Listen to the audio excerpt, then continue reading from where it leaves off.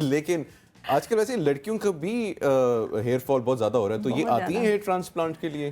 تھوڑا کم ہے، ratio choose کرنا پڑتا ہے. پہلے تو دیکھنا ہے کہ ان کو ضرورت ہے بھی نہیں ہے یا نہیں ہے. اگر ضرورت نہیں ہے تو اوبیسلی نہیں کرنا چاہیے. نارملی فور ہیڈ بڑا ہوتا ہے خواتین کا، یا ڈینسٹی ایشو ہوتا ہے. اگر آپ یہ کہیں کہ ہم ایک سال میں ریشو نکالیں تو 3 سے 4 خواتین آتی ہیں، اور اب تو بیرون ممالک سے بھی خواتین آ رہی ہیں. کیونکہ وہاں بہت زیادہ ایکسپینسو کے علاوہ پیسہ تو ایک الگ میٹر ہے، کوالٹی وہ نہیں ہے جو یہاں پاکستان میں کچھ لوگ دے رہے ہیں. ابھی لاسٹ ایئر میرے پاس ایک کوریا سے خاتون آئی تھیں، وہ پاکستان میں ہی ہیں اس وقت. تو انہوں نے جب وہاں چیک کیا اور یہاں چیک کیا، شی واز سیٹسفائیڈ. الحمدللہ ان کا کام بہت اچھا ہوا. اور وہ وہ واپس جب گئیں تو ان کے سارے دوست احباب دیکھ کے حیران ہو گئے کہ کیا پاکستان میں بھی اس طرح کا کام ہو سکتا ہے، اتنا اچھا، اتنا کوالٹی اورینٹڈ. اتنا برا امیج بن چکا ہے پاکستان.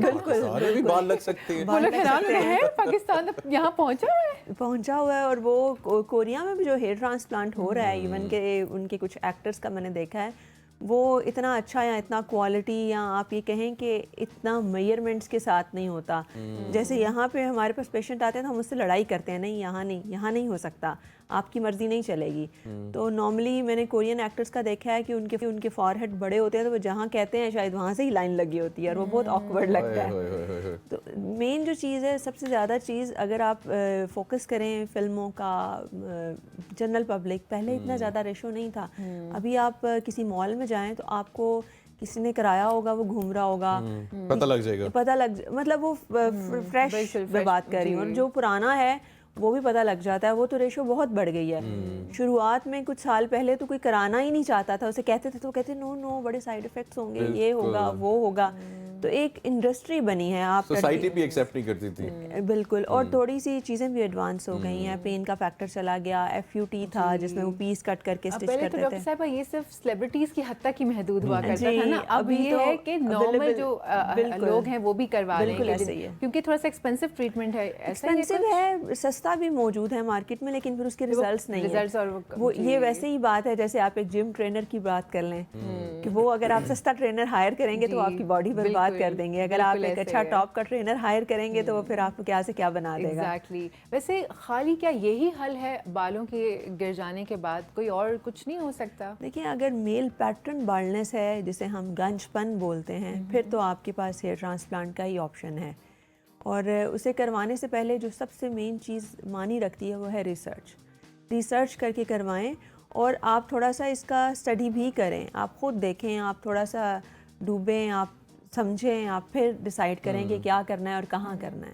اور یہ کس اسٹیج پہ پتہ چلے کہ بھئی اب مجھے کروانا چاہیے یا نہیں کروانا چاہیے؟ یہ ڈیسیژن اب تو ایسے لوگ خود ہی ڈیسائیڈ کر لیتے ہیں. دیکھیں، اس کا ڈیسیژن ہوتا ہے ایج کے ساتھ، آپ کی بالنس کے پیٹرن کے ساتھ، آپ کے ڈیزائر کے ساتھ. بالفرض اب جیسے منیب کے بال بہت نیچرل، بہت اچھے ہیں، اور یہی ہیئر لائن ہم ہیئر ٹرانسپلانٹ میں بناتے ہیں. لیکن ہر دوسرا پیشنٹ جو آتا ہے وہ کہتا ہے کہ یہاں سے لگا دو، یہ آئی برو سے اوپر. اور ان کو یہ سمجھانا انہیں دیکھیں، ان کا بھی دل ہے نا، وہ آگے رکھنا چاہتے ہوں گے تو اب لگا پھر آنکھوں میں آئیں گے نا. یہاں سے میرے نیچے بال آ رہے ہیں. اب دیکھیں ان کے ماشاءاللہ اتنی نیچرل ہیئر لائن ہے. یہ چیز یہ ہر دوسرے میل کی ہیئر لائن ہونی چاہیے اور ہوتی ہے. ہر بندہ جو ہیئر ٹرانسپلانٹ ہوتا ہے کرنے آتا ہے تو 100 میں سے صرف 2% کہتے ہیں کہ ایسی چاہیے، 98 کہتے ہیں کہ یہاں سے لگا دیں. لٹرلی مطلب ماتھے پہ ان کو پھر سمجھانا، میں آئی برو سے ہی لگانا شروع کر مطلب چاہتے کیا ہے، مطلب چاہتے ہیں کہ بس ماتھا نظر نہ آئے. واہ، ویسے ایسا کیوں ہے؟ بس لوگوں کو سائیکالوجی ایسی. اگر میں آپ کو ایک ایگزامپل دوں، کاشف محمود ایک ایکٹر ہیں، لائک وہ ماشاءاللہ کافی سینئر بھی ہیں. وہ جب آتے تھے تو ہم بھی انہیں چائلڈہڈ میں جب دیکھتے تھے تو ان کا ماتھا بڑا پیچھے فیل ہوتا تھا، وہ ان کی وہ پیک بنی ہوئی تھی. لیکن اب سمجھ آئیے کہ وہ نیچرل ہے.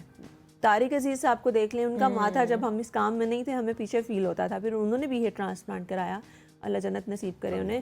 لیکن وہ پھر جب بنا تو ایک ایکوریٹ نیچرل سی لائن بنی. تو اگر کوئی شخص آپ کا پوائنٹ آؤٹ کر رہا ہے کہ آپ نے ہیئر ٹرانسپلانٹ کرایا ہے، پھر تو آپ سمجھے آپ کرنے والے کا ہاتھ بالکل اچھا نہیں. وہ اس طرح سے ہونا چاہیے کہ کوئی جج نہ کر سکے.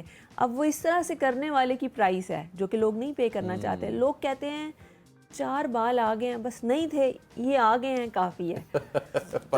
पाकिस्तानी। वैसे इसके जो ये एक ही बार में पूरा प्रोसीजर हो जाता है या आपको डिपेंड करता है, इसकी एटलीस्ट 2 सिटिंग्स तो मैंडेटरी होती हैं अगर आपको सारा एरिया कवर करना है, क्योंकि हमारे पास बैक एरिया लिमिटेड है, डोनर एरिया से हम हार्वेस्टिंग कर रहे हैं और हम जहाँ लेके जा रहे हैं उसको हम पूरा कवर करेंगे तो डेंसिटी नहीं आएगी, तो पहले हम फ्रंट करते हैं और फिर हम क्राउन की तरफ जाते हैं। अच्छा, एक जो इसका बेसिक प्रॉब्लम है उसके बारे में बताएं कि जो हेयर फॉल होता है जी, इसकी क्या कॉजेज हैं बेसिकली? सबसे पहली मेल पैटर्न बाल्डनेस तो जेनेटिक्स में है, वो तो होना ही होना है, उसको आप स्टॉप नहीं कर सकते, उसको स्लो डाउन कर सकते हैं। स्लो डाउन की भी प्राइस है, बहुत सारी चीज़ें हैं, मेहनत है। नॉर्मली जो आप आजकल हर दूसरे शख्स का सुन रहे हैं कि जी बाल गिर रहे हैं, पतले हो रहे हैं, थिन हो रहे हैं, तो उसका सबसे बड़ी वजह फूड है।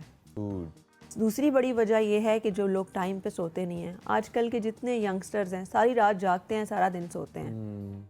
आप उसके अंदर जितना मर्जी अच्छा वर्कआउट कर लें, जितनी मर्जी अच्छी डाइट ले लें, जब आप नेचर के अगेंस्ट चलेंगे तो आपकी बॉडी हेल्दी नहीं रहेगी। तो ये 2 वजूहात हैं मेन जो समझ आती हैं, क्योंकि जब आप सोएंगे नहीं टाइम पे, दिन को सोएंगे, रात को जागेंगे, आपका विटामिन डी लेवल कैसे मेंटेन होगा। और सबसे जो अहम अगली वजह है वो है डिप्रेशन। हर बंदा आजकल के दौर में डिप्रेशन ले रहा है। और ख़वातीन की जो ज़्यादा बड़ी वजह है वो है रिबॉन्डिंग। वो डेड स्ट्रेट बाल चाहिए हैं, वो करने की खातिर वो सैलून में जाती हैं, महंगी महंगी रिबॉन्डिंग कराती हैं। रिबॉन्डिंग वाले बाल को अल्टीमेटली आप काटेंगे, नया बाल आएगा तो फिर आपकी लुक बनेगी। वो आप वो लेके फिर रहे होते हैं, उसकी बजाय सबसे लीस्ट अगर आप कहें कि डैमेज किस है तो वो स्ट्रेटनर से आप स्ट्रेटनर यूज़ कर लें। रिबॉन्डिंग में ज़ाहिर है आपको करना कुछ नहीं पड़ता, हल्का सा ड्रायर करना पड़ता है। और कलरिंग वाले बाल भी अल्टीमेटली आपने काटना ही है। लोग नॉर्मली शोबिस वालों को देख के इम्प्रेस होते हैं कि जो देखिए उनके कितने अच्छे लग रहे हैं, तो उनके बैक पे मेकअप आर्टिस्ट होते हैं जो उनको तैयार करते हैं। अगर हम यहाँ बैठे हैं तो मेकअप आर्टिस्ट का भी कमाल है। तो लोग ये समझते हैं कि बस हम उठें और हमें कुछ करना ना पड़े, शॉर्टकट बता दें। तो ख़वातीन की तो ज़्यादा वजह यही है। और फिर हार्मोनल इशू। पहले अगर आप कहें बलूगत जो थी 16, 17 या 15 पे थी, अब वो 10, 12 पे पहुंच गई है। और फिर जितनी जल्दी आप पे बलूगत आएगी आपको एजिंग भी उतनी जल्दी आएगी। आप जितनी जल्दी उसके बाद ख़वातीन का हार्मोनल इशू, बच्चियां हैं उनको पीरियड्स नहीं आ रहे, वो उसको खुश हो रही हैं, पेरेंट्स को नहीं बता रहे। जब आपकी बॉडी का साइकिल ही नहीं चलेगा तो आपके बाल तो सबसे पहले जाएंगे। तो अगर आपकी बेटी है 20 साल से 30 के दरमियान है और उसको स्वेयर हेयर फॉल है, तो आप उससे ये सवाल ज़रूर करें कि बेटा क्या आपको पीरियड्स रेगुलर आते हैं? माँ को ये बात पता होनी चाहिए। नॉर्मली माँ इग्नोर करती हैं। और अगली बड़ी वजह ये है कि डाइट आप देखें कि एक ही चीज़ खाए जा रहे हैं, तो उससे भी ज़्यादा चिकन जैसे बहुत ज़्यादा चिकन हो गया, फूड हो गया, इतना मिला